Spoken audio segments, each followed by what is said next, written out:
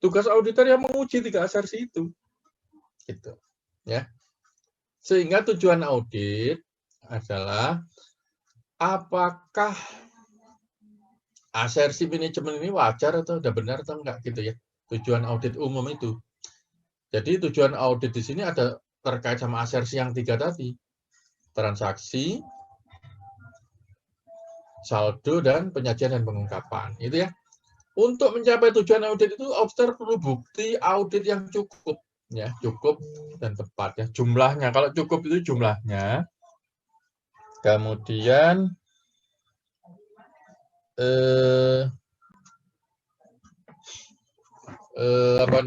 tepat itu dari segi kualitas. Gitu ya.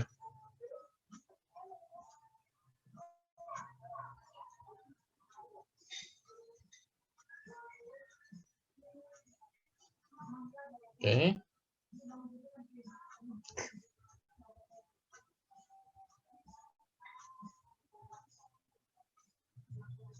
Sebentar ya.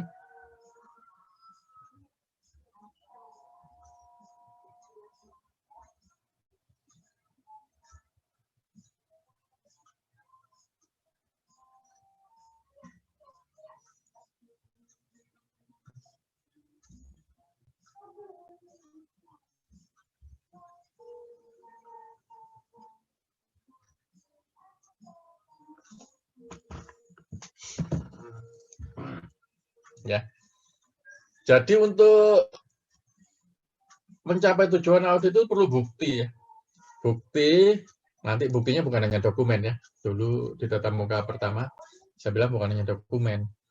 Dari segi jumlahnya harus cukup, kualitasnya harus tepat. Nah, di proses audit ada prosedur namanya.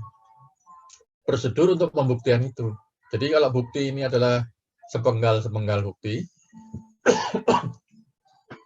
untuk mengumpulkan bukti perlu prosedur namanya. Prosedur itu tahapan, langkah-langkah ya. Nah, dari sekian prosedur kalau digabung jadi program audit namanya ya. Nah, itu nanti ya. Jenis bukti nanti ada di basis ini, oke? Ya. Gambar besarnya begitu. Jadi intinya begini, kesimpulannya di slide ini. Laporan keuangan itu tanggung jawab manajemen loh ya. Jadi kalau salah, yang salah manajemen satu, pasti salah.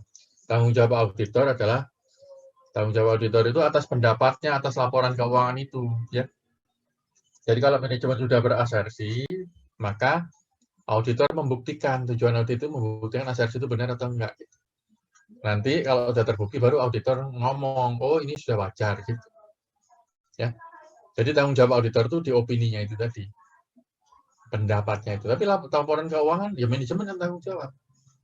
Kalau salah, ya manajemen yang salah. Pak, bisa nggak auditor salah opini? Bisa.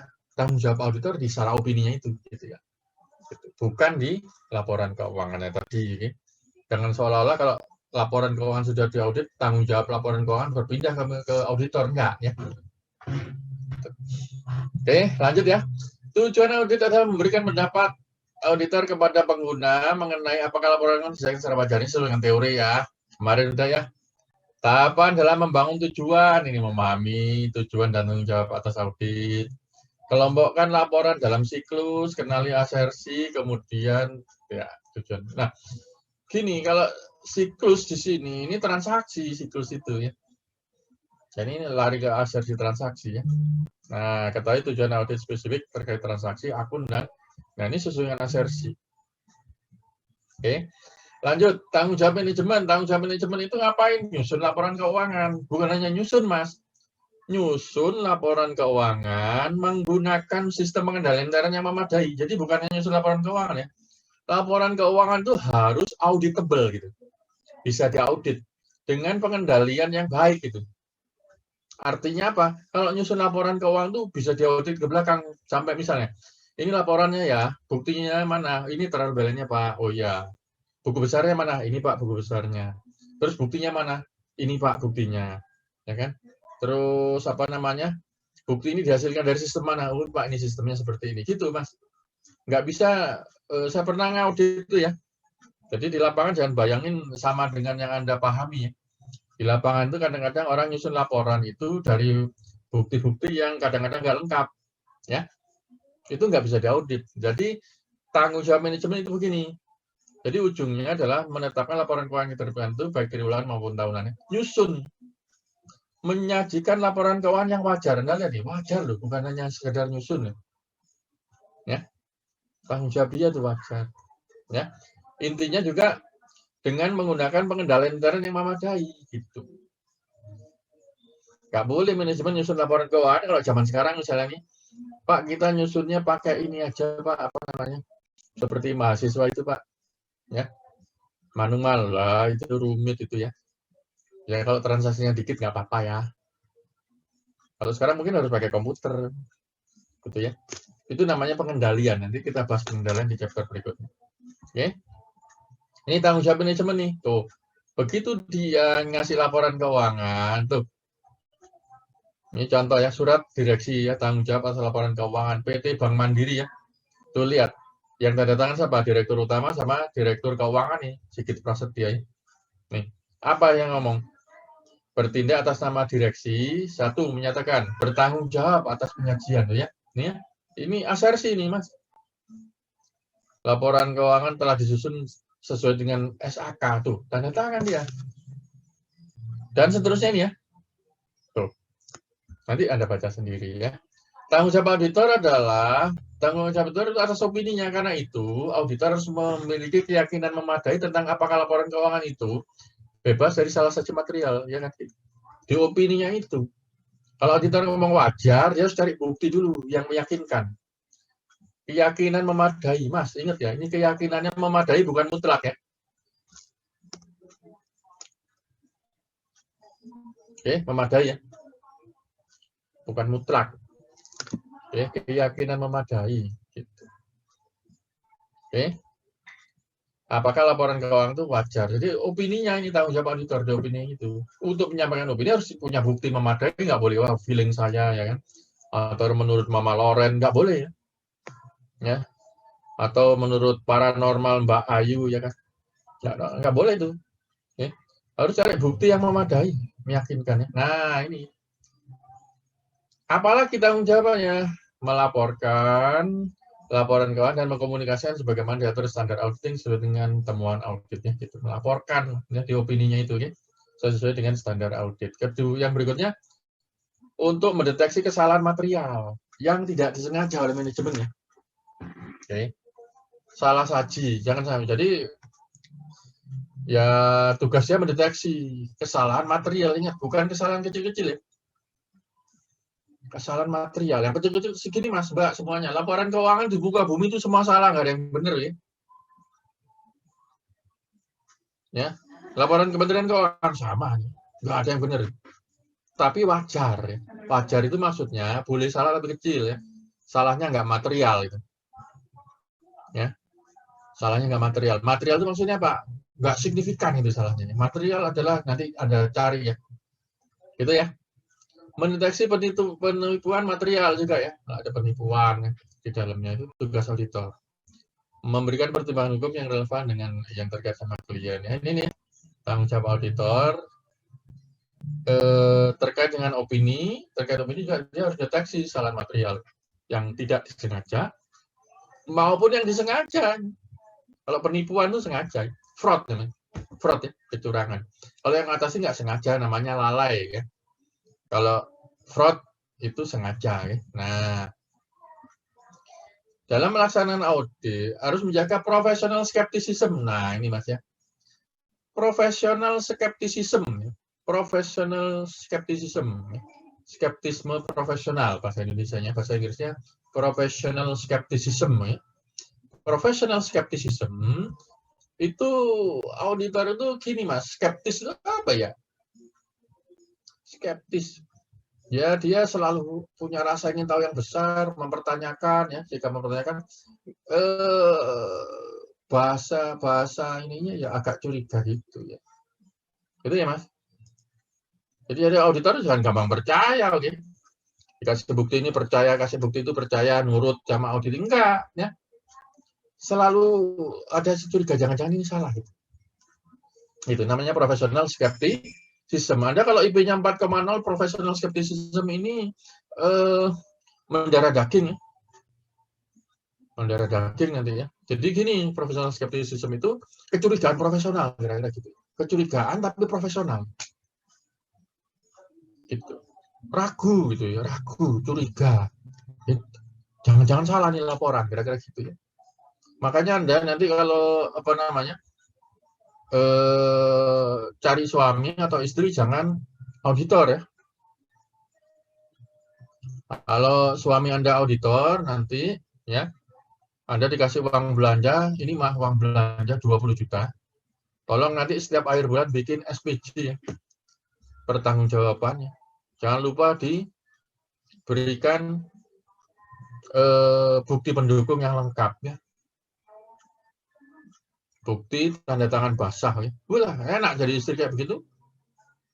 Stres ya kan. Nah, ini kalau dia salah menempatkan professional skepticism. Professional skepticism itu harus dipakai di waktu kerja sebagai auditor ya. Waktu kerja sebagai auditor, bukan sebagai suami, oke? Gitu ya. Kalau saya jadi istrinya begitu ya udah Mas aja yang belanja sendiri ya, urus aja itu sendiri keuangan gitu ya kan. Itu salah menempatkan. Tapi hati-hati Anda juga kalau ini laki-laki punya istri auditor ya kan. Dia pakai professional skepticism. Kalau Anda pulang kantor pasti dia akan cium tangan. Gitu. Kenapa? Bukan apa-apa itu. Itu dia mikir, ini tangannya dari mana nih baunya kayak begini nih. Ya. Gitu oke. Dicium tangan kanan. Walah ini bau mawar. Sini tangan kiri. Bau melati. Muter. Bau kenanga. Mas dari mana ini? Gitu ya kan. Gitu. Jangan GR dulu kalau istri cium tangan ya. Itu bagian dari professional skepticism seorang istri. Ya. Professional skepticism seorang istri. Begitu ya. Itu dari mana kok wangi semua itu ya, gitu bingung ya, padahal dari kuburan mungkin ya kan, tapi kan sudah bayangan istri itu suaminya dari mana-mana gitu, oke? Makanya pasangan itu harus serasi, jangan suami istri auditor dua-duanya saling curiga gitu ya. Itu pasangan serasi itu kalau bisa penyanyi dengan penyanyi gitu ya. Anang sama Krisdayanti kan sama-sama penyanyi tuh. Begitu Krisdayanti itu ada hati dengan Raul Lemos, Anang nyanyi ya, wih lagunya booming ya, lagunya booming, lagunya Anang yang bunyi, pernah ku mencintaimu, tapi tak begini, kau hianati hati ini, kau lukai aku, gitu ya, itu laris banget lagunya Anang, ya, terjual sekian ratus ribu kopi, ya, kaya dari situ, ya, Anang itu. Anang Herlambang ya, yang beli ibu-ibu yang sangat simpatik dengan Anang gitu. Itu yang terjadi. Nggak mau kalah, Krisdayanti juga nyanyi juga, oke? Judulnya apa? Aku Wanita Biasa. Jadi, Aku Wanita Biasa. Cari di YouTube nanti ya. Itu Aku Wanita Biasa itu lagunya ya kira-kira begini. Aku Wanita Biasa. Kira-kira gitu lah. Nggak tahu, saya nggak tertarik ya. Itu lagunya juga laris. Yang beli bapak-bapak yang simpatik dengan Krisdayanti, oke? Gitu. Ya ini pasangan serasi. Yang nggak serasi apa? Yang nggak serasi itu pasangan misalnya suaminya polisi, ya istrinya tentara. Wah, nggak nyambung itu. Kalau berantem tembak-tembakan, Mas. Ya. Nanti Anda lihat di Google ya. Suami tembak istri. Itu karena istrinya tentara, Mas. Suaminya polisi ya. Tembak suaminya ya. Gitu. Itu. Wah, serem ya. Atau ya, suaminya angkatan laut, istrinya pramugari. Nggak pernah ketemu itu. Satu di laut, terus satu di udara, terus ya kan. Ya, itu nggak serasi ya. Nah, itu. Ya, Mbak ya. Ya, Mas, Mbak. Carilah yang serasi ya. Kalau Mbak ini saya sarankan untuk mencari suami itu yang arkeolog ya, arkeolog. Saya tahu arkeolog. Kenapa arkeolog? Semakin tua istrinya, semakin disayang oleh arkeolog itu ya. Gitu. Ya. Jangan auditor, cari arkeolog ya. Itu. Arkeolog itu lebih suka sama fosil sebenarnya, oke. Makin tua itu makin ya. Ya. Jadi gini, professional skepticism yang ingin saya tekankan, pakailah waktu kerja sebagai auditor ya. Itu.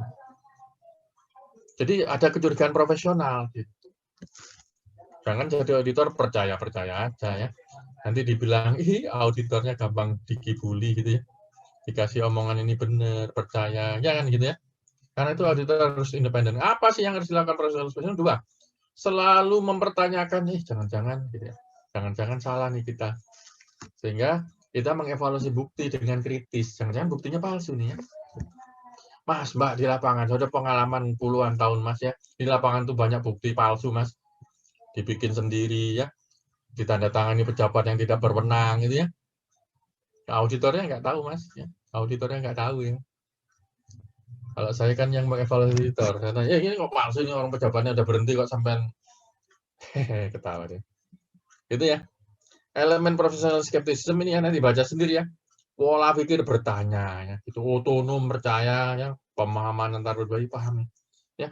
Mas, di lapangan itu perusahaan ya. Ada orang-orang yang baik, banyak yang baik, tapi ada juga yang nggak baik ya.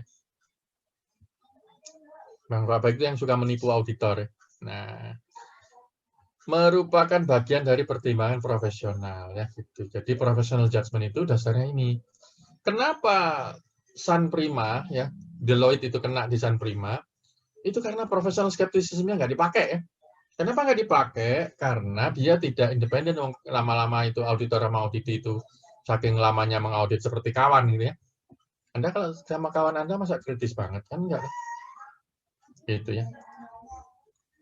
Elemen profesional apa namanya? Profesional yang efektif ini ada elemennya ini Anda baca sendiri ya. Identifikasi, mendefinisikan isu ya, mengumpulkan informasi ya, menganalisis, membuat keputusan. Ini harus diikuti semua, oke? Yang kedua, setelah memahami tujuan, tadi sudah kelompokkan dalam siklus ya. Siklus pelaporan itu, kini ada siklus penjualan, pembelian, ya sudah disiang, sudah diajarin penjualan, pembelian, SDM itu satu siklus itu orang-orangnya sama biasanya, ya satu siklus doang. Pembelian itu yang melibatkan bagian pembelian dan gudang kan kira-kira gitu ya, sama bagian utang itu satu siklus tuh. Itu resikonya berbeda dengan penjualan. Kalau penjualan itu melibatkan bagian penjualan, bagian gudang, bagian AR, account receivable ya. Nah, itu risikonya nggak berbeda. Kenapa berbeda? Ya, sehingga masing-masing siklus itu dievaluasi berbeda, Mas. Gitu. Jangan Anda mengevaluasi bagian pembelian, toh, kemudian menyimpulkan bagian penjualan baik. Itu salah. Ya. Jadi, salah ya. Nah, yang siklus transaksi terutama mengatur audit ya, hubungan antar siklus tadi. Jadi, ini siklus itu terpisah. Gitu.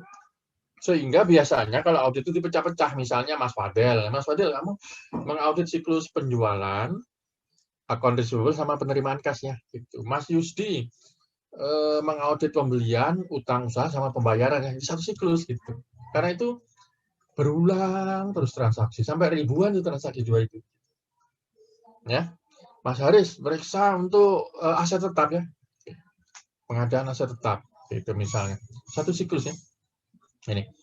Nah, ini namanya siklus-siklus tadi ya. Nah, sales, collection, acquisition, dan seterusnya ini siklus inventory. Nah, ini satu siklus. Ini ada hubungannya. Biasanya satu siklus itu ditangani oleh orang yang sama ya. Maksudnya sama itu yang kayak gini nih. Sales ya sales, terus nangani gitu ya tiap hari ya. Inventory, terus gitu. Dan siklus ini ada yang berhubungan satu sama lain. Warehouse misalnya ya. Ini mau pembelian sama penjualan pasti larinya ke warehouse ya. Kemudian kenali asersi manajemen. Nah, tadi sudah saya minta saudara untuk mengasersi. Nah, ada 3. Transaksi, saldo akun, dan penyajian dan pengungkapan. Oke. Apa bedanya transaksi dengan saldo akun? Nomor absen 13. Nomor 13 ya. 13. Yuk. Iya, Pak. Ya. Apa bedanya transaksi dengan saldo aja tuh? Apa, Mas?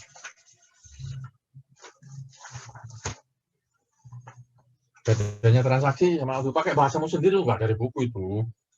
Kamu cari juga Kalau yang transaksi itu tentang kejadian atau peristiwa-peristiwa yang sedang terjadi itu, Pak, berkaitan dengan entitasnya. Ya, betul. Habis itu kalau saldo akun itu tentang akun-akun yang sedang dicatat oleh entitasnya, Pak. Ya. Kurang jelas tadi maksudnya ya. Akun-akunnya itu ya tentang aset, kewajiban, sama ekuitas tuh Pak. Jadi itu akun yang saya tanya saldo akun, saldo deh. Oh, Akun saldo. saldo. Bedanya transaksi sama saldo apa sih? Saldo itu tentang nilai-nilainya akun itu. Oh, nilai-nilai. Nah, Nah, kurang jelas. 26. Nomor absen 26. Apa bedanya transaksi sama saldo? Kalau transaksi itu lebih ke peristiwanya itu atau kejadiannya itu udah benar-benar terjadi. Kalau saldo akun itu nilai dari akun itu udah benar, Pak. Enggak, itu kamu ngomong asersi, itu salah. Saya tanya cuman bedanya saldo sama ini. Ini ya, saya contohkan ya. Saya punya akun kas, ini akun namanya kas ya. Ada transaksi ini penerimaan 1 juta, ada lagi 2 juta ya kan. Ada lagi yang keluar 2 juta ya kan. Terima lagi 5 juta ya.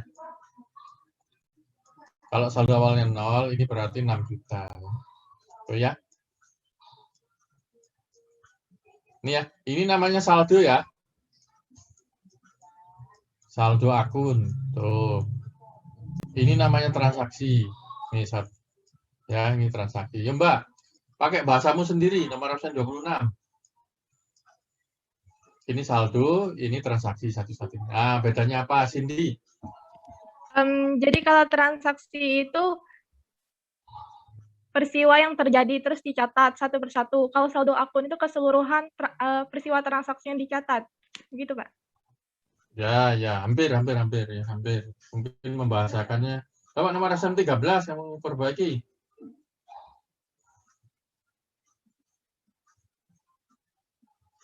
Tiga belas, kamu masih ada di sini kan? Iya Pak. Saldo akun itu yang nilai akhir itu Pak dicatat Ya. sesuai nilaiannya. Ya, kalau transaksi? Transaksi peristiwa-peristiwa yang sedang terjadinya Pak. Ya, oke. Kalau kita bicara transaksi satu persatu kejadian ini ya, nih satu persatu itu namanya transaksi. Kalau saldo akun, saldo itu akumulasinya ya ini akumulasi dari transaksi itu gabung jadi satu namanya saldo ya. Oke, ini nggak ada di buku tapi pemahamanmu aja. Tapi kalau kamu nggak bisa bedain ini, kamu itu nggak ngerti asersi itu. Ya, oke. Ini transaksi satu persatu ini, kalau ini saldo. Gini, asersi manajemen transaksi, dia ngomong satu persatu kejadian ini sudah wajar. Wajarnya ada 5 hal ya. Asersi itu ada 5 ya. 5 ya, loh dari saya 5. Okay. Ada 5. Okay. Kalau saldo ini asersinya ada 4 gitu. Ya, jelas ya? Nih. Ini ada 5 asersi. Di sini ada 4 asersi gitu ya. Nanti sini tujuan auditnya ada 8. Sini ada 6 tujuannya. Gitu ya. Nah, kembali ke asersi, satu persatu ini transaksi, asersinya namanya asersi transaksi. Jadi kalau manajemen ngomong laporan keuangan wajar itu ngomong, Pak, satu persatu kejadian ini transaksinya sudah wajar. Apanya? 5 asersi. 1, transaksinya benar terjadi, semua transaksi sudah dicatat, nilainya benar, cut off-nya tepat, ya, klasifikasinya benar, gitu. Kira-kira gitu. Ya, ini baru ini, Mas, Mbak. Jelas? Kemudian kalau manajemen ngomong asersinya atas saldo, itu ada 4 asersi. Bahwa saldo ini yang 6 juta itu memang ada. Ingat ya, saldo yang 6 juta itu memang ada. 1. Kedua, 6 juta ini sudah lengkap. 3, nilainya sudah benar, klasifikasi dan ya. Kemudian yang terakhir hak, right and obligation. 6 juta ini memang haknya perusahaan gitu. Jelas ya? Jadi yang dibicarakan ini. Clear itu? Kemudian tujuan audit atas transaksi ya namanya audit transaksi ya. Itu. Tujuannya ada 6 gitu. Oke. Kemudian atas saldo ada tujuan audit atas saldo. Ini ada 8 tujuan audit atas saldo. Ya. Kalau ditanya bagaimana cara ngaudit kas? Gampang. Ya, lakukan audit atas transaksinya. Kedua, lakukan audit atas saldonya. Gitu. Penyajian dan pengungkapan yang nomor 3, oke? Itu nanti saya tekankan di sana setelah Anda paham ini. Gitu. Clear ya? Kalau ditanya bagaimana cara ngaudit kas? Kalau ditanya cara ngaudit saldo kas, ingat ya, saldo itu yang ini yang ditanya, bukan transaksi, jelas. Kalau ditanya bagaimana cara mengaudit transaksi kas, dan ditanya ini, jelas. Asersinya yang 5 itu. Jangan sampai Anda ngomong, bagaimana cara menguji transaksi kas? Pak, kita menguji apakah kas itu benar-benar hak perusahaan. Salah itu. Anda jawab yang saldo. Yang ditanya transaksi, jawabnya saldo. Ya. Kalau tanya lagi, bagaimana cara mengaudit saldo kas? Yang ditanya saldo, Anda jawab gini, Pak, apakah benar transaksi-transaksi yang ada di sini benar-benar terjadi? Nah, itu Anda jawab transaksi, bukan saldo. Salah itu. Ya, jelas sih bedanya transaksi sama saldo. Kalau Anda nggak ngerti ini sampai lulus ujian ini, Anda nggak ngerti pendekatan asersi ini, ya. Gitu. Oke, yang penting Anda tahu ya, bedanya transaksi sama saldo. Jadi kesimpulannya, transaksi satu per satu ini namanya transaksi, saldo itu akumulasinya nih ya. Nah, pegang tuh sampai saudara lulus sih. Jangan seperti buku-buku yang ada itu ya. Itu campur aduk antara transaksi sama saldo ya. Gitu. Kalau nguji saldo caranya gimana? Ya harus kasnya jadi cash opnam ya. Saldonya ini benar nggak ada 6 juta gitu ya. Itu saldo. Oke. Kalau nguji transaksi ini lagi ke jurnal, dari jurnal ke bukti ya, gitu ke dokumen ya. Nah, ini kalau Anda gimana cara meriksa saldo kas? Oh, Pak, dokumen transaksinya kita uji satu-satu. Ada salah itu. Ya. Anda jawab transaksi padahal ditanya saldo ya. Gitu. Oke, sekarang saudara sudah tahu bedanya transaksi dengan saldo. Nah, ini sehingga untuk transaksi asersinya namanya asersi transaksi. Untuk saldo, asersinya namanya asersi saldo, account balance ya. Untuk penyajian dan pengungkapan namanya asersi penyajian dan pengungkapan, gitu ya. Yang penting Anda tahu ini. Kalau penyajian pengungkapan itu menyangkut kalau penyajian itu bagaimana disajikan di laporan keuangan, pengungkapan itu dicaleg ya. Catatan atas laporan keuangan. Oke. Asersi transaksi ada 5, 1, 2, 3, 4, 5, gitu ya. Ingat transaksi lu, kalau transaksi itu namanya terjadi, namanya transaksi, bukan eksisten atau ada, oke? Ya, kalau saldo ada, ya. Kalau transaksi namanya occur, terjadi, ya. Karena kejadian transaksi itu, bukan ada atau tidak ada transaksi, ya. Bahasa Inggrisnya itu occur kalau transaksi. Kalau saldo itu ada atau tidak ada, ya. Kelengkapan sama di sini completeness, ya. Kemudian di saldo juga ada kelengkapan, akurasi jumlah rupiahnya. Okay. Kemudian cut off itu dibukukan pada periode yang tepat. Pembukuan misalnya transaksi tahun ini ya dibukukan tahun ini, matching cost gain revenue ya. Transaksi tahun depan ya bukukan tahun depan gitu. Jangan yang tahun depan dibukukan sekarang. Biasanya gitu ya, perusahaan salahnya gitu. Pendapatan tahun depan dibukukan sekarang supaya labanya besar tahun ini. Itu salah cut off. Ya. Klasifikasi itu menyangkut kalau transaksi itu akunnya tepat ya. Anda lihat nih, akun ya. Akun itu rumahnya tadi. Kalau belanja pegawai jangan dimasukkan belanja lain-lain. Salah itu. Beban pegawai dibukukan ke beban lain-lain. Kenapa? Untuk ngumpetin salah klasifikasi itu, salah kamar itu. Ya. Salah kamar, nggak boleh salah kamar itu, ya. Gusti Ngurah kamu kan nggak boleh masuk kamar pembantu ya kan? Bisa salah prosedur ya. Apalagi kalau pembantunya cantik ya. Nah, sama juga ini. Ya. Klasifikasi ini nggak boleh salah ya. Nggak boleh salah kamar. Banyak orang sengaja menaruh beban yang dia tidak ingin diketahui auditor, ditaruh di beban lain-lain. Salah itu. Ya. Pengen menyembunyikan biaya itu, ya. Salah itu. Salah kamar.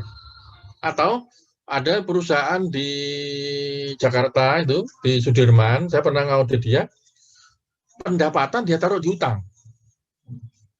ya, dia terima kas, itu pendapatan atas jasa yang sudah dilakukan, ditaruh di utang. Kenapa? Saya pengen ngecilin pajak, Pak. Walah, salah itu. Ya, jadi pajak itu dibikin kecil caranya gitu. Terima pendapatan, ditaruh di utang. Jadi kas pada utang, bukan kas pada pendapatan, ya. Nanti dikeluarin tuh kasnya untuk bayar utang, Pak. Gitu. Padahal yang terjadi adalah sebenarnya itu pendapatan, kemudian diumpetin duitnya dikasih ke pemegang saham nih Pak, duitnya gitu. Nggak bayar pajak dia. Waktu masuk nggak bayar pajak, dibagi ke pemegang saham nggak bayar pajak. Gitu. Ya, auditornya tahu nggak? Ya nggak tahu lah. Auditor pajak kan sampel ya, kan gitu-gitu nggak kena ya. Lolos-lolos aja, oke. Makanya Anda ini jadilah auditor pajak yang untuk pembela bangsa dan negara ya, seperti Power Ranger ya. Itu. Oke ya. Jadi kalau transaksi itu terjadi atau nggak terjadi ya? Kalau fiktif melanggar keterjadian ini. Oke. Kelengkapan artinya semua transaksi atau peristiwa ya sudah dicatat. Ingat ya. Completeness artinya semua transaksi sudah dicatat. Clear ya? Semua transaksi sudah dicatat. Kalau yang dicatat apakah ada itu namanya keterjadian ya fokusnya. Yang dicatat benar-benar terjadi itu keterjadian. Tapi kalau apakah semua transaksi sudah dicatat, maka itu asersi completeness namanya. Gitu ya. Jadi kalau ada 1000 transaksi, ya 1000-1000-nya itu dicatat. Oke. Oke, saya tes dulu ya, 1. Auditor ingin membuktikan apakah transaksi buktinya lengkap. Itu asersi apa? Nomor absen 39, nomor absen 9. Yuk. Ya, Pak. Asersi apa? Auditor ingin membuktikan bahwa transaksi yang terjadi buktinya lengkap. Berarti asersi Kelengkapan, Pak, komplit. salah itu. Ya. Nanti kalau dicangka itu berarti salahnya nggak ngerti itu berarti. Ya. Itu jebakan itu ya. Ya kalau tes TOEFL nanti, do you understand? What does the man imply? Yes, I stand under you. Ada stand-stand-nya itu. Salah itu jawaban itu ya. Sama dengan ini ya. Tadi. Suatu transaksi buktinya lengkap, itu bukan berarti asersi kelengkapan, itu keterjadian. Ya kan? Kalau kelengkapan itu semua transaksi, ya itu dicatat semua gitu loh. Kalau transaksi buktinya lengkap, misalnya nih, penjualan ya, penjualan nih, buktinya lengkap. Apa buktinya lengkap itu? Oh, untuk penjualan perlu faktur, perlu bukti pengiriman barang, perlu bukti penerimaan kas gitu ya, itu buktinya lengkap namanya. Ada tanda tangannya gitu ya. Itu untuk asersi keterjadian ya Mas ya. Nanti ini saya ulang pertanyaan ini, biasanya mahasiswa terjebak terus ya, sampai 5 kali, ke-6-nya baru enggak ya. Gitu ya. Akurasi ini menyangkut rupiahnya ya. Rupiahnya itu benar atau enggak ya. Akurat ya. Nilai rupiahnya deh, nilai. Jumlah data lain yang terkait dengan transaksi ya. Nilainya ini, nilainya. Kalau bisa batas menyangkut waktunya. Tahun ini, transaksi tahun ini dibukukan tahun ini. Transaksi tahun depan dibukukan tahun depan. Kalau klasifikasi ini akunnya tepat atau enggak gitu ya. Kalau akun ini menyangkut jurnalnya benar atau enggak gitu. Oke, jelas ya? Kalau tadi misalnya nih, pendapatan penjualan dicatat sebagai utang ya. Itu salah kamar, itu salah klasifikasi. Ya, tujuan untuk menggelapkan pajak ya. Itu. Arti ini bagian akuntansi banyak dosanya itu ya. Kalau dia terlibat di sini ya. Salah klasifikasi, bukan fiktif itu, enggak, transaksinya ada. Terjadi tapi salah klasifikasi. Clear ya? Lanjut. Kemudian asersi saldo itu ada 4. Eksis itu ada. Contoh, kasnya memang ada. Bukan terjadi ya, ada. Kalau misalnya gedung 1 triliun, gedungnya itu ada. Apa buktinya gedung itu ada? Anda datangnya gedung yang Anda pegang-pegang gitu ya. Anda ketok-ketok. Nah, wah ada ini gedungnya ya. Gitu. Ini namanya ada itu. Ya. Yang kedua, right and obligation. Kalau aset itu menyangkut hak, okay? Right, hak. Gedung itu memang haknya perusahaan gitu, bukan gedungnya milik orang lain diakui gitu ya. Ini namanya right. Kalau utang itu menyangkut obligation. Memang utangnya perusahaan, bukan utang perusahaan lain kita catat. Oke? Lengkap. Maksudnya lengkap itu semua gedung udah dicatat gedungnya itu. Nggak ada gedung yang nggak dicatat. Ya. Gedungnya loh, bukan transaksinya ya. Tadi ada completeness di transaksi, ada completeness di saldo. Kas misalnya, 6 triliun itu udah semua kas, Pak. Ya, saldonya yang gitu. Ya, gitu ya. Bukan ngomong transaksinya di sini, tapi saldo akhirnya itu. Oke. Semua aset, kewajiban udah dicatat, ya. Maksudnya udah dibukukan di neraca gitu ya. Semuanya sudah, Pak. Yang berikutnya, penilaian dan alokasi. Nilainya udah benar ya. Kalau kas dinilai sebesar nilai nominal, oke, kas.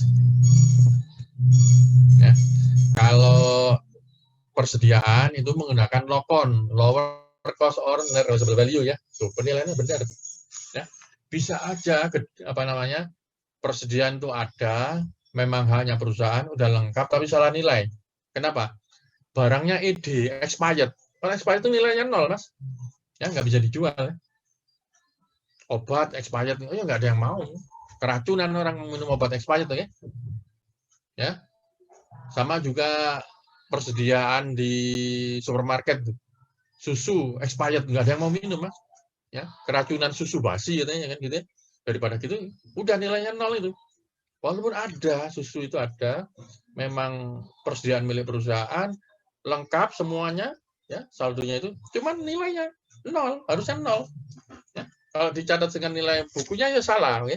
Harus dinolkan, di-impair. Ini asersi saldo. Penyajian dan pengungkapan ada kejadian dan kewajiban, kelengkapan, klasifikasi, dan ini menyangkut kalau penyajian tuh bagaimana disajikan di neraca, pengungkapan bagaimana diungkap di catatan atas laporan keuangan ya.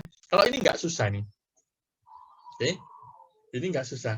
Caranya yang paling gampang lihat dulu PSAK-nya, misalnya nih, aset tetap yang dijaminkan harus dicatat di note of financial statement. Ya sudah, dilihat ada nggak di situ, gitu ya. Buka calegnya, teliti ada nggak pengungkapan seperti itu. Nah, yang berikutnya ada tujuannya. Nah, dari asersi tadi, itu kan asersi manajemen. Auditor ngapain? Asersi, tugas auditor menguji. Ya. Pak, ini ngomongnya memvalidasi. Ya. Validasi, kalau saya ngomong menguji, benar nggak sih asersi itu? Asersi yang disampaikan tadi. Sehingga tujuan audit juga ada 3, terkait transaksi, terkait saldo, dan penyajian dan pengungkapan. Kita fokus dulu di transaksi dan saldo ya. Contoh ini, atas transaksi, ini kan asersinya ada 5 nih. Tujuan auditnya ada 6 ya, gitu. Kalau current, tujuan audit umum ya, ini umum nih. Tujuan umum itu umum untuk semua akun. Kalau khusus itu akun tertentu, tapi sama aja nih. Contoh, current ya, tujuan auditnya current. Kalau terkait tujuan khusus terkait dengan penjualan ya, sales, bahwa transaksi penjualan itu memang benar-benar terjadi, bukan fiktif gitu ya. Ini tujuan khusus namanya. Ini ya cara membuat tujuan ya. Nanti asersi Anda teruskan sampai ke sana, oke? Sampai tujuan. Nanti lanjutkan bagaimana cara membuktikannya, oke? Nah, kalau asersinya current, tujuannya current, tujuan khusus untuk penjualan adalah transaksi memang benar-benar terjadi. Ngujinya gimana, Pak? Ya kita minta dokumen, misalnya pengiriman barang, tanda terima barang, kemudian invoice ditambah misalnya dengan permintaan pesanan ya, gitu, surat. Nah, makanya itu Anda sebelum pelajaran auditing ini harus paham sistem. Gitu. Kedua, completeness. Completeness itu artinya bukti transaksi ya. Ya, transaksi itu buktinya Bella. Bukti transaksi buktinya lengkap, Pak. Salah ya, untuk kedua kali sudah ya. Ini udah kejebak 2 kali ya. Kalau buktinya lengkap itu occurrence ya. Saya ngomong Completeness itu bahwa semua transaksi ya sudah dicatat, bukan buktinya lengkap, oke? Itu. Kalau buktinya lengkap tuh menguji occurrence ya Mbak ya. Nah 2 kali ya kan saya sudah bilang tadi. Kalau sudah kelima baru nanti ngeh ya. Itu. Ya. Satria Loka gitu ya Satria ya. Iya, iya Pak. Ya bahwa completeness itu ya transaksi itu buktinya Sudah dicatat Pak. apa?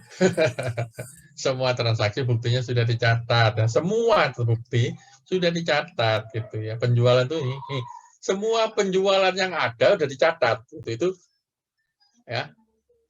Ya. Semua bukti penjualan sudah dicatat. Itu namanya completeness. Kalau keren, Pak, yang dicatat memang terjadi gitu. Clear ya? Jadi yang dicatat memang terjadi, nggak fiktif gitu. Itu occurrence. Kalau completeness semua bukti penjualan sudah dicatat. Itu completeness. Akurasi tadi menyangkut nilai ya. Akurasi ada 2 tujuannya, akurasi dan posting. Ya. Akurasi itu nilai rupiahnya ya gitu ya. Nih, penjualan dicatat nilainya benar tuh, nilainya ya. Ya. 1 triliun, Pak. Ya, memang 1 triliun gitu ya. Akurat itu gitu ya. Makanya itu ngujinya di sini penjualan, pengurangan itu diuji ulang, dihitung ulang ya, tugas auditor. Kemudian ada posting summarizing. Posting, ya kalau ini nih, classification itu kan jurnalnya nih ya. Posting itu memindahkan dari jurnal ke buku besar, namanya posting. Ingat ya? Summarizing adalah dari buku besar sampai ke trial balance, sampai ke laporan keuangan. Summarizing kan. Ya. Tuh. Di posting. Posting itu, jangan salah ya. Misalnya nih, biaya listrik, ya, sudah di jurnal ke biaya listrik, tapi postingnya ke biaya lain-lain. Salah itu, salah posting. Jurnalnya benar, postingnya salah. Ya, jelas ya. Nih, classification. Timing, cut off, tujuannya timing. Ini salah waktu ya. Nah, tadi. Ini sering dilakukan timing ini, Mas. Salah waktu ini. Tujuan untuk pajak ada, tujuan untuk laporan keuangan juga ada kadang-kadang ya. Kalau perusahaan rugi, biar untung, ya sudah. Yang ke depan, dibukukan sekarang ya, pendapatan. Belanja beban itu yang tahun sekarang digeser ke tahun depan. Itu salah cut off. Oke, ini cara manipulasi laporan keuangan itu di sini, di timing ya kan. Bisa di classification ya. Bisa di akurasi, dia setel gitu. Bisa di occurrence, bisa di completeness ya. Gitu. Ini cara manipulasi itu di sini, Mbak, Mas. Ya, Pak, Bapak ngajarin manipulasi? Enggak ya, saya ngajarin manipulasi supaya Anda bisa menguji dan menemukan ya. Gitu ya. Polisi diajarin modus operandi-nya maling ya. Penjahat-penjahat itu modusnya gini, Pak. Oh ya, bukan polisi yang jadi maling. Bukan. Untuk nangkepin maling. Iya kan? Gitu ya? Itu. Pak, tapi ada polisi yang jadi maling. Oh, itu salah prosedur. Tahu, itu makanya hukumannya 2 kali lipat harusnya, oke? Jaksa misalnya ya, bukannya membela kebenaran, jaksa malah melindungi tersangka ya kan? Jaksa Pinangki itu ya. Dapat diskon lagi ya, hukumannya 60%. Gimana coba?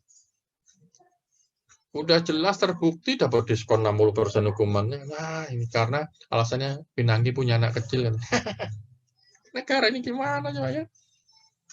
Harusnya hukumannya 2 kali lipat daripada orang umum ya. Kenapa begitu? Karena Pinangki itu pembela kebenaran, harusnya jaksa itu fungsinya penegak hukum, bukan mengabaikan hukum ya, gitu ya. Gitu ya, melindungi negara bukan merongrong dari dalam ini ya. Hukumannya 2 kali lipat tapi kenyataannya didiskon 60% ya. Nah, ini ya memang keadilan itu masalahnya. Masalah sensasi keadilannya gitu. Ya. Orang salah dikit, yang lain yang nyolong ayam 2 tahun hukumnya. 1 ayam ya. 1 ayam 2 tahun ya. Pinangki berapa miliar dapat ya gitu. Didiskon. Nah, gitu nih. Masalah apa tadi? Ya, asersi, lari ke asersi. Kalau hukum ya itu sensitif ya. Jadi orang hukum itu kalau pakai hati umurnya pendek ya. Ada survei di UGM itu ya. Profesor-profesor hukum itu umurnya lebih pendek daripada profesor yang lainnya. Kenapa? Makan hati kayaknya ya, mikir keadilan ini ya. Tapi justru itu yang benar ya. Oke, lanjut ya. Transaksi sekarang kalau itu transaksi ini saldo. Kalau saldo itu tujuannya ada 8. 8. Existent tujuan umum. Ini tujuan umum ya. Kalau spesifik tujuan khusus itu khusus untuk akun tertentu. Contoh ini itu inventory. Existent tujuan auditnya existent, maka artinya apa? Semua inventory itu yang di neraca itu ada, nggak fiktif inventory-nya, gitu ya. Gimana cara ngujinya? Ya itu saudara kumpulin bukti. Caranya ya lakukan stok opnam ya. Stok opnam itu cek fisik. Cek fisik itu datengin gudangnya, hitung gitu ya. Hitung bener nggak? Nah itu. Jadi kalau Anda menguji eksisten, Pak itu bener nggak? Itu transaksinya ada. Itu Anda salah itu. Anda menguji transaksi kalau jawab begitu. Ya. Jadi kalau ngecek mengaudit apakah inventory itu eksis, ada, ya inventory-nya dihitung ya. Tanya, mana inventory-nya Pak? Oh ini di gudang, dihitung 1, 2, 3, 4 nilainya, gitu ya. Itu eksis. Oke, komplit artinya inventory itu semua inventory sudah dicatat. Gitu. Semua inventory. Ya, semua inventory. Nggak ada inventory yang disembunyikan, misalnya. Gitu. Ya, kalau inventory-nya kurang, diomong misalnya inventory 1T, kenyataannya dilaporkannya setengah T, itu nggak komplit. Tapi kalau inventory-nya 1T, dilaporkannya 2T, itu nggak eksis. Jelas ya? Asersi eksisten yang masalah ya. Itu ini berkebalikan ini. Antara eksisten sama completeness ya. Itu. Valuation, nah ini yang banyak ini, akurasi, cut off, detail tie-in, realizable value. Nah, akurasi itu menyangkut nilainya inventory ya, nilai ya, penjumlahan perkaliannya ya.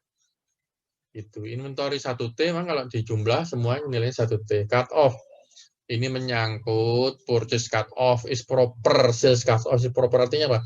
Inventory yang ada memang untuk inventory tahun itu akibatnya gitu ya. Kalau pembeliannya itu cut off-nya benar, penjualan cut off-nya benar, inventory-nya cut off-nya benar gitu. Ini fokusnya di cut off inventory-nya, bukan di purchase cut off. Bukan di sales cut off. Tapi inventory yang ada memang untuk inventory tahun itu. Detail tie-in itu artinya nyambung ya. Tie-in itu nyambung, artinya apa? Inventory yang ada itu ya di buku besar itu sama dengan rincian detailnya ya. Rincian detailnya ada di mana? Ada di master file. Master file itu apa? Rincian detail. Ya. Itu rincian detail. Kalau buku besar kan isinya buku besar 1T gitu ya. Inventory. Kalau di rincian itu ada itu. Inventory itu ada 10 jenis barang. Masing-masing barang itu harus nyambung. Di Pemda, Mas, Mbak, untuk aset tetap sering nggak nyambung. Sehingga opininya dikecualikan oleh BPK. Contoh, di buku besar 1 triliun, rinciannya cuma 600 miliar. Ya. Ini nggak detail tie-in. Jadi di Pemda itu, kenapa kok sering di WDP, itu karena misalnya inventory 1T, aset tetapnya 1T, tapi begitu diminta rincian, itu kurang, misalnya cuma 800 miliar, itu nggak nyambung. Ya, melanggar asersi ini, tujuan audit detail tie-in ini. Oke. Ketiga, realizable value. Realizable value adalah nilai bersih yang bisa direalisasikan. Contoh, inventory itu dinilai sebesar nilai yang bisa direalisasikan, bisa dijual menjadi kas, maksudnya realizable principle. Contoh, obat-obatan, susu, itu kalau expired nilainya 0, walaupun dia ada, tapi nilainya 0, ya di bukuan 0 harusnya. Itu menggunakan nilai realizable value. Kenapa? Dulu belinya Pak itu 1 triliun, ya itu belinya, tapi sekarang bisa dijual kan? Enggak. Kenapa nggak bisa dijual? Expired, Mbak. Ya udah nilainya 0. Rugi dong 1 triliun. Ya nggak apa-apa. Begitu harusnya. Ya. Ini namanya realizable value. Yang berikutnya right and obligation tadi. Contoh, inventory right. Kalau inventory menyangkut right ya. Right itu maksudnya memang haknya perusahaan, bukan perusahaan lain gitu ya. Barang titipan orang dimasukkan ke inventory kita itu salah right ya. Punya orang kok dibukukan di sini ya gitu. Ya, haknya ini benar-benar haknya perusahaan, gitu ya. Terus, kalau ini nanti Anda baca sendiri ya, presentation itu nggak susah.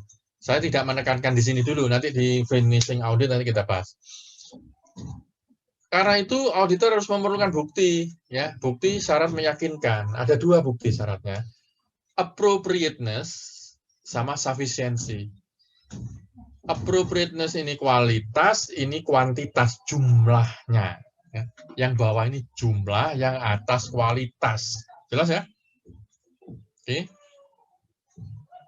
Jumlahnya harus cukup, kualitasnya harus baik. Contoh nih, di tahun 90-an ada riset majalah Matra menyatakan kesimpulan begini.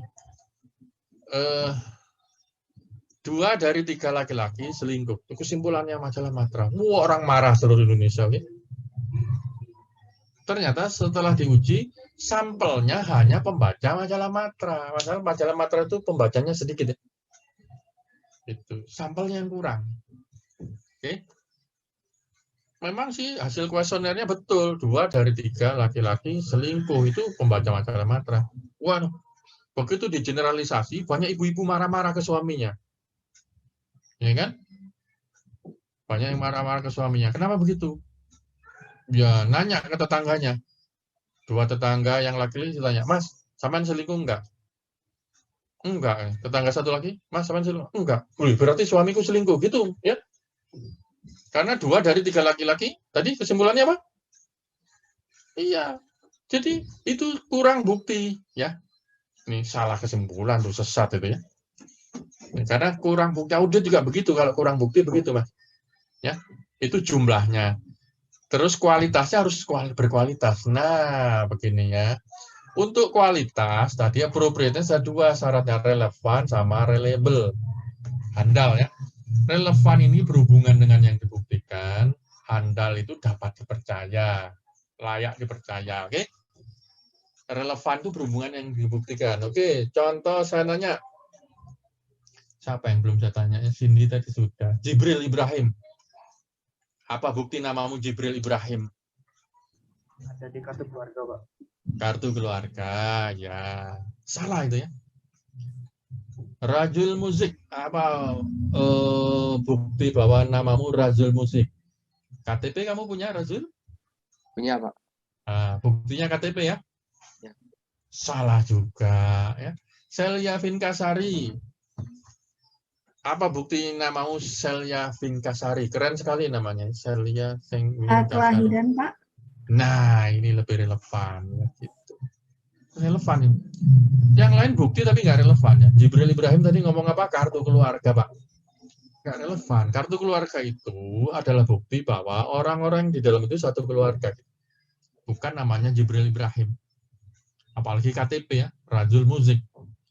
KTP relevan membuktikan, relevan ya saya bilang, relevan membuktikan bahwa Rajul Musik adalah penduduk Tangerang Selatan misalnya, gitu ya. Penduduk Indonesia dalam ada di situ ya. Gitu.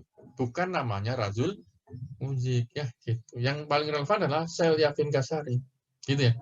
Apa itu? Akta kelahiran. Karena di situlah Anda dikasih nama. Ya. Telah lahir ya. Anak pertama dari pasangan Tuan A dan Ibu B gitu ya. Dikasih nama Celia Vinkasari gitu ya. Itu yang relevan. Relevan itu berhubungan dengan yang dibuktikan gitu. Kalau KTP berhubungan dengan bahwa Rajul Musik adalah penduduk wilayah tertentu, ya, kartu tanda penduduk judulnya ya. SIM, kalau SIM Januar membuktikan apa? SIM Januar relevan. Identitas. Apa? Identitas. Salah lagi ya. SIM itu surat izin mengemudi menunjukkan bahwa orang yang ada di situ memiliki license to drive ya. Izin mengemudi, memiliki keahlian untuk mengemudi dan layak untuk mengemudi, bukan identitas namanya I Gusti Ngurah, bukan. Paling salah itu ya. Itu. Nggak relevan. Oke. Clear itu? Itu relevan adalah berhubungan dengan yang dibuktikan. Kalau keandalan menyangkut apakah bukti itu bisa dipercaya atau enggak. Keandalan itu banyak ya. Andalan tuh. Bukti dari luar lebih andal daripada bukti dari dalam. Secara umum nih, umum ya. Tuh.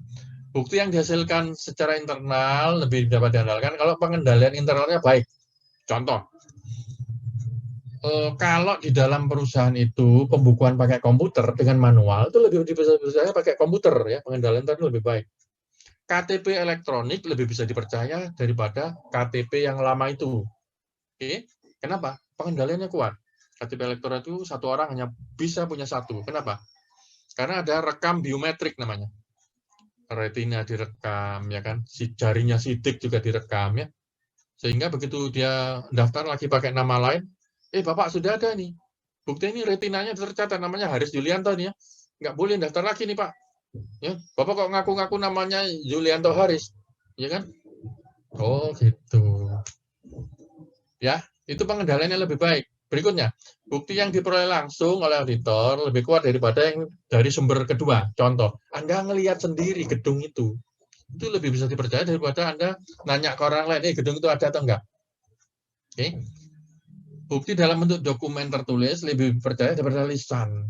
Ingat ya, lisan itu bukti, bukti ya. Lisan itu bukti tapi lemah, gitu ya. Yang berikutnya, bukti yang diberikan dokumen asli lebih dapat diandalkan daripada fotokopi, misalnya gitu ya. Ini SA 500 dan seterusnya. Oke, bukunya Eren ya. Ini pembuktiannya kalau ada 500. Kecukupan menyangkut jumlahnya, jumlah bukti. Ya. Anda ngaudit Bank Mandiri, transaksinya jutaan, Anda ngambil sampel 2, nggak cukup itu buktinya. Ya, saya meriksa jumlah mahasiswa di sini, misalnya. Jumlahnya 30, saya sampel 1, salah itu. Ya, saya sampel 1 misalnya, ini benar masuk semua, nggak saya sampel cuma 1, salah, kurang sampelnya. Ya. Oke, sifat bukti yang meyakinkan dari bukti persuasiveness tadi ya, dievaluasi cukup atau enggak ya, harus digabungkan antara faktor ya, kualitas dan kuanti, kuali dan kuanti, kuanti dan kuali gabung jadi satu ya. Untuk itu perlu prosedur-prosedur. Prosedur audit apa sih yang dilakukan? Inspeksi misalnya. Inspeksi itu datang lihat ngitung gitu ya. Inspeksi gedung, Anda datang ke gedungnya itu. Kalau bilang pakai tekniknya inspeksi, ya. Inspeksi kas, ya udah datang lihat hitung kasnya, ya. Itu inspeksi.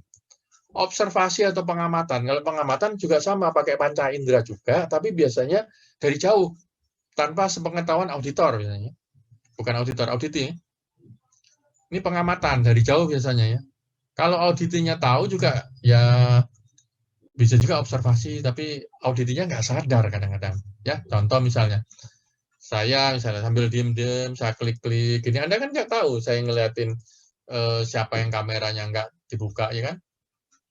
Ya, nggak tahu, ini kok nggak ada kameranya, ya kan? Ini kameranya nggak kelihatan, ini kok gelap, ya kan? Saya cek, ya. Ini kan observasi tanpa sepengetahuan Anda, ya. Rizna Rivensky misalnya, ini kok kameranya nggak kelihatan ya, jangan-jangan ini kameranya rusak atau bagaimana gitu ya kan, saya cek ya kan, ini observasi namanya, bukan inspeksi. Kalau inspeksi saya langsung gini, Anissa Dwi, bisa panggil ini, oh ini ada nih ya, Anissa sadar kalau sedang diinspeksi, itu namanya inspeksi. Kalau observasi enggak. Oke. Konfirmasi ini mirip dengan tanya jawab, yang pertanyaan nih dengan konfirmasi ini hampir sama. Kalau pertanyaan itu tanya ke auditi langsung ya, auditor nanya, auditing jawab. Kalau konfirmasi, ini auditor nanya ke pihak ketiga yang independen. Dan biasanya auditor itu punya angka di sini sebelum konfirmasi ya. Ini bedanya konfirmasi dengan tanya jawab.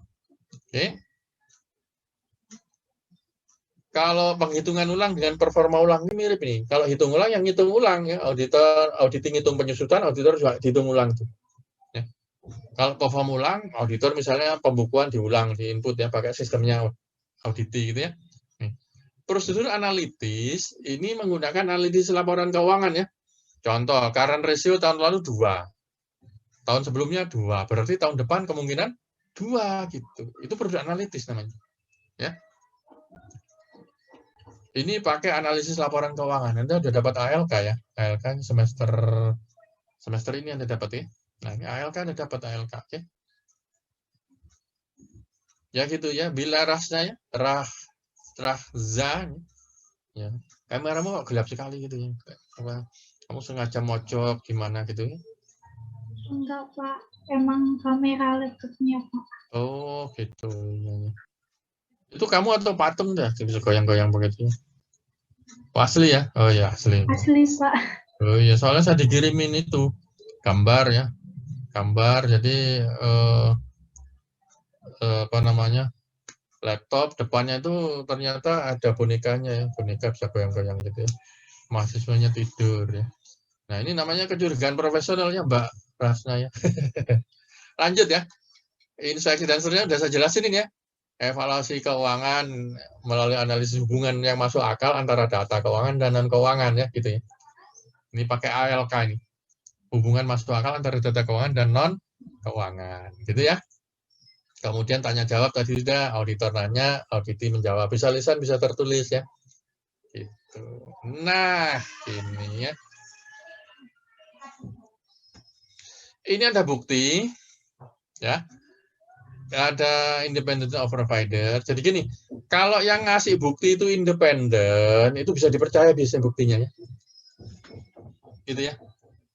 Lebih bisa dipercaya. Independen misalnya nih, ya, ditanya nih, konfirmasi misalnya, Pak, bagaimana khasiat obat jamu tongfang? Ya, dijawab. Yang ditanya adalah orang yang minum jamu tongfang. Dia independen ya. Oke. Tapi kalau yang Anda tanya yang jualan jamu tongfang, itu nggak independen. Ya, dia akan jawab, jamu tongfang memang luar biasa, Pak. Ya kan? Kenapa? Memang luar biasa menyembuhkan segala penyakit. Kalau nggak percaya, Bapak beli aja ke saya, gitu ya. Ya, itu nggak independen, Mas. Oke. Termasuk perdebatan antara jamu tradisional dengan obat kimia di internet. Itu Anda kalau berdebat dengan mereka, dengan siapapun, jangan Anda posisinya sedang berjualan nih. Misalnya Anda jualan apa ya, jamu extra jos misalnya. Terus ada orang jualan jamu lain. Anda ngomong, extra jos paling hebat gitu. Nggak akan percaya orang. Kenapa? Anda tidak independen ya. Gitu. Oke. Banyak di internet, di mana perdebatan sampai berantem itu karena kan nggak independen itu ya. Itu. Yang berikutnya efektivitas pengendalian intern ya. Kalau pengendalian intern itu baik nih. Itu biasanya lebih bisa dipercaya ini buktinya. Ya. Auditor direct knowledge dan sebagainya. Ini nih kan kualitas tadi keandalan atau dapat dipercayanya bukti kan ini faktornya ya. Qualification of provider. Kalau yang memberikan bukti tadi orangnya qualified, orangnya dapat dipercaya, itu bukti yang dikasih kan bisa dipercaya. Jangan nanya korupsi pajak kepada koruptor pajak, jangan, nggak bisa dipercaya itu. Ya, contoh misalnya ada pegawai pajak itu ketangkep sedang menerima suap di Bandara Soekarno-Hatta. Oke, begitu ditangkap diwawancarai, ya memang saya terima duit ini dari klien, tapi saya akan melaporkan dirjen pajak saya gitu ya. Saya mau jadi justice collaborator, itu bohong lah. Kualifikasinya nggak ada, dia aja terima suap kok melaporkan dirjennya yang belum tentu jelas terima suap ya. Ya lebih handal dirjennya lah daripada dia. Dia aja sudah terima suap, ya ketangkep terus keluar gitu ya kan. Oke. Gitu ya, dicuekin sama KPK ya, ditangkap KPK terus ngomong begitu, ya kan? Dirjennya mungkin orang yang lurus, walaupun nggak lurus amat mungkin, tapi yang jelas, tapi kan belum tentu belum ketangkep ya. Yang udah ketangkep udah pasti itu nggak qualified ini, ya nggak qualified untuk jadi justice collaborator itu evaluasi dulu, ya. Omongannya diuji dulu, ya. Jangan sampai kita menjadikan jin atau setan sebagai justice collaborator ya. Sesat semua kita nanti. Jadi kalau jin sama malaikat mana yang lebih percaya? Ya malaikat lah, ya kan gitu ya. Jelas itu. Jangan percaya jin atau setan ya untuk justice collaborator ya. Malaikat yang harus dijadikan justice collaborator ya. Gitu ya. Lanjut ya. Karena itu prosedur audit dilakukan oleh auditor didokumentasikan dalam satu program ya. Ada prosedur tuh. Nih contohnya ini prosedurnya. Ini namanya audit program. Ini prosedur satu-satu ya, gitu ya. Nah, kok sudah habis ya? Gini, Mas, Mbak. Tadi kan sudah ya, Anda sudah bikin apa namanya? Bentar ya. Saya buka dulu di mana Anda nih ya.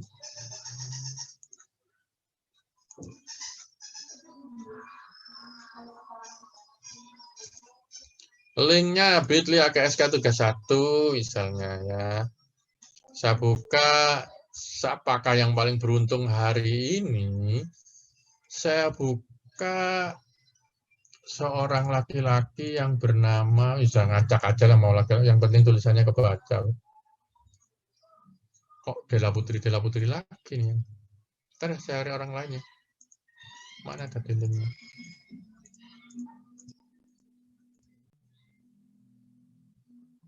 Wah, sudah yang terlanjur Della Putri, nggak apa-apa deh ya. Sudah beruntunglah kamu ya Della Putri ya. Mana tadi yang saya buka Pak bilang? Nah, ini. Tulisannya kelihatan bagus di Della ini, makanya. Ya, kebaca yang Della Putri ya. Ya, servis manajemen, ada 3, udah benar ya. Transaksi, nah ini ya sudah ya. Loh kok satu halaman? Iya, karena namanya ringkasan Pak, gitu ya. Ya, mungkin terlalu ringkas nih ya. 2 itu, Jadi, Pak. ada halaman berikutnya, sudah ini toh, pas toh? 2, Pak. Oh, 2. Oh ya, sudah 2. Bentar, gimana cara ngeklik halaman keduanya nih ya, Del?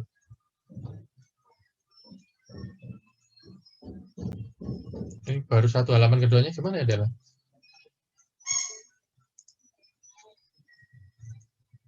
Nih, Delviana Ratih.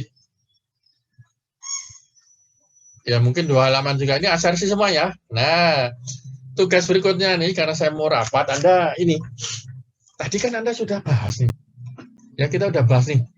Nanti bikin ini ya, asersi 2 aja, asersi transaksi sama saldo. Kemudian dirinci nih, ini udah ada nih. Uraiannya kan udah ada nih, nggak usah diurai lagi ya. Contoh tadi ya, bikin kolom 1, asersi transaksi ada 5 isinya ini ya. Asersi saldo ada 4. Kemudian tujuan audit kan dan nyalin yang ini aja nih, yang slide yang tadi ya. Jadi kolom pertama asersi, kolom kedua tujuan audit, tujuan umum audit, kolom ketiga tujuan khusus kayak tadi ya. Tapi khusus untuk aset tetap ya. Nah, kelas Anda aset tetap, oke? Tujuan khusus untuk aset tetap. Kemudian kolom keempat Anda bikin prosedur pengujian ya. Ya. Prosedur pengujian, kemudian kolom berikutnya bukti yang dikumpulkan apa gitu ya. Sudah. Ada yang belum jelas silakan ditanya dulu, sebentar lagi saya mau rapat. Jadi bikin asersi manajemen sudah nih, nggak usah diurai, udah uraian aja kan. Bikin di kertas kayak gini ya.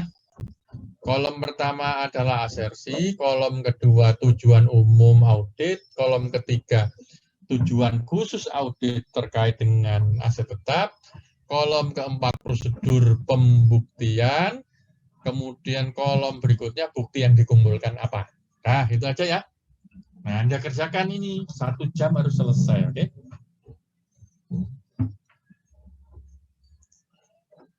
Nah, ada nggak pertanyaan nih? Sebelum saya gabung dengan kelas sebelah. Izin bertanya, Pak. Ya, Akbar, silakan. Mengenai tugasnya itu boleh soal atau kita harus tulis tangan? Tulis tangan ya, Mas. Tulis tangan ya. Tulis tangan ya. Biar Anda belajar sekalian. Pakai kertas, kolom-kolom aja. Ada lagi yang bertanya lagi?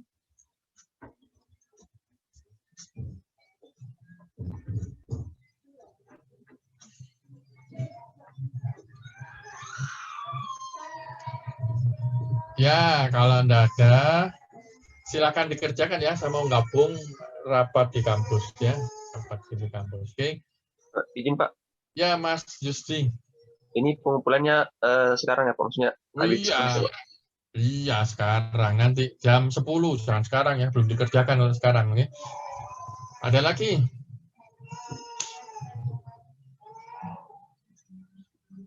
Nanti ngumpulinnya di itu ya, di grup masing-masing, foto aja cepet-cepet gitu ya.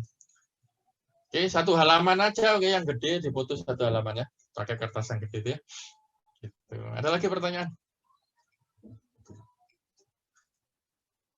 Ya, kalau tidak ada, kita akhiri dulu ya, karena sebentar, saya rapat jam 9. Nah, rapatnya jadi enggak.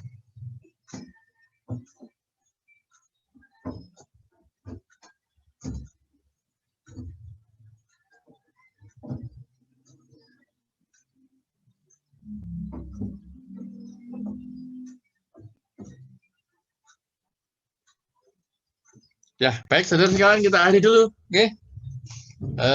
Nanti jam 10 dikumpulkan ya. Kita akhiri. Assalamualaikum warahmatullahi wabarakatuh. Waalaikumsalam. Waalaikumsalam. Terima kasih, Pak. Coba.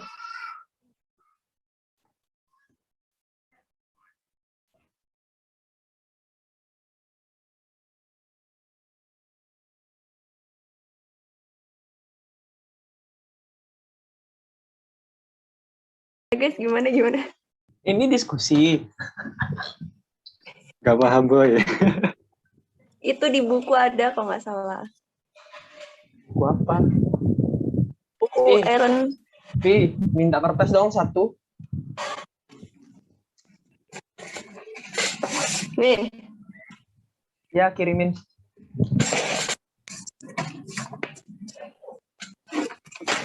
ya guys. Share screen. Anjing. Dia di buku Aaron ada. Tapi maksudnya itu yang aset tetap itu maksudnya Umum aja. gimana? Umum aja. Oh. Bangsat.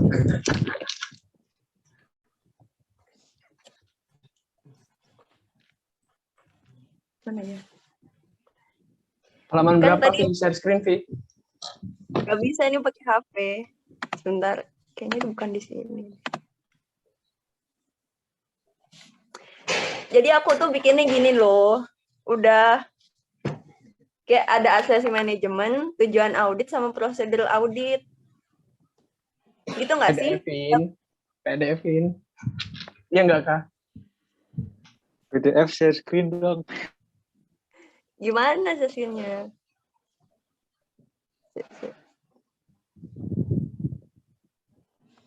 Oh, Kak sok kalem ya hari ini.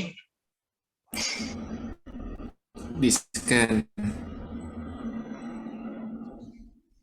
Oh nih ada tujuan umum khusus tetap prosedur pengujian seperti yang dikumpulkan.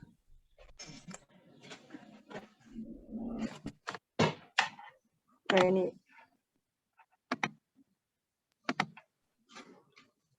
Ya sama Nisa. Aku kemarin ada situ. SS-in di halamannya Vi yang di arrange. Tapi aku nggak ada. Ya aku kirim manuku aja ya. Gimana keluarnya?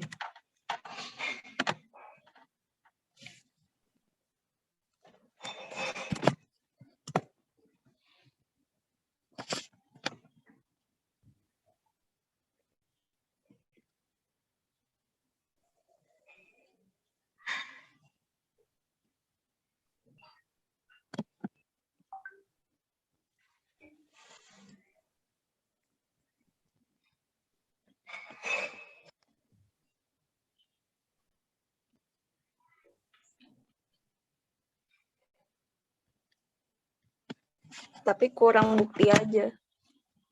Gampang kalau bukti ngetrisnya. Yalah, kerjain. Kalian ngerjain apa?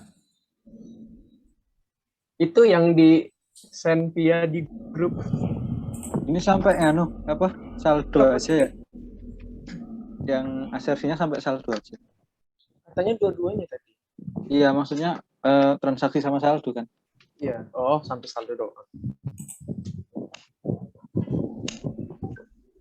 Aser. Jadi kolomnya apa aja ya kalian ada yang nyatat? Asersi Itu tujuan di grup.